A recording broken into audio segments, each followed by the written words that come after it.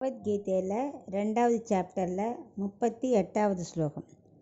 சுக துக்கே சமே கிருத்வா லாபாலாபௌ ஜயா ஜயௌ ததோ யுத்தாய யுஜ்யஸ்வ நைவம் பாபமவாப்ஸ்யசி. இப்போ இதுக்குள்ள அர்த்தத்தை பார்க்கலாம்.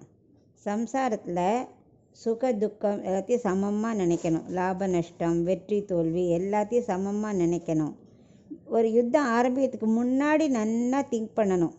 அப்போ எப்போ வேணால் வாபஸ் வாங்கலாமா, சண்டை போடலாமா, அது நல்லா டிசைட் பண்ணதுக்கப்புறம் முடிவில் சுக துக்கத்தை பற்றி நினைக்கக்கூடாது. கடமையை தான் நினைக்கணும். கடமையை கடமையாக செய்யணும். பலன் எதிர்பார்த்து இப்போ நிறுத்தணும், இல்லை இப்போ சண்டை போடணும், அப்படிலாம் மாற்றிகிட்டே இருக்கக்கூடாது. இது தர்ம யுத்தமாக இருக்கிறதுனால உனக்கு அந்த பாவம் தீண்டாது. ஆனால் நீ யுத்தத்தை பற்றி கவலைப்படாத, ஏன்னா நீ தர்மத்துக்காக பண்ணுற. இப்போ ராமன் பாரு, தனக்கு பட்டாபிஷேகம் சொல்லும்போது உள்ள மகிழ்ச்சியை விட பட்டாபிஷேகம் இல்லைன்னொடனே அவர் காட்டுக்கு போனோடனே ரொம்ப ரெட்டிப்பு மகிழ்ச்சி. அதுபோல் எதையும் சமமாக நினைக்க பழகிக்கணும் அப்படின்னு இதுலேருந்து தான் அவர் கர்மயோகத்தை பற்றி ஸ்டார்ட் பண்ணுறார்.